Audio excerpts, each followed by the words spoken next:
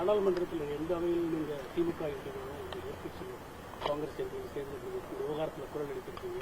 நீங்க நாடாளுமன்றத்தினுடைய திமுக குழு தலைவர் என்ற முறையில் இது தொடர்பாக மத்திய உள்துறை அமைச்சர் அவரை சந்திக்க ஏதாவது இல்ல, பிரதமர் சந்திப்பதற்கு அவரிடம், ஏன்னா இன்னைக்கு பிரதமர் நம்மளுடைய தமிழக முதலமைச்சர் அவர்களே தொடர்பு கொண்டு உங்களுக்கு என்ன தேவை என்று கேட்டிருக்கிறார்கள். நாங்கள் உங்களோடு இருக்கிறோம் என்று தெரிவித்திருக்கிறார்கள். அதனால முதலமைச்சர் அவர்கள் எங்களை பிரதமரை சந்தித்து அவருடைய கடிதத்தை கொடுத்துவிட்டு அங்கே இருக்கக்கூடிய நிலைமைகளை விளக்கி சொல்ல வேண்டும் என்று படித்திருக்கிறார்கள்.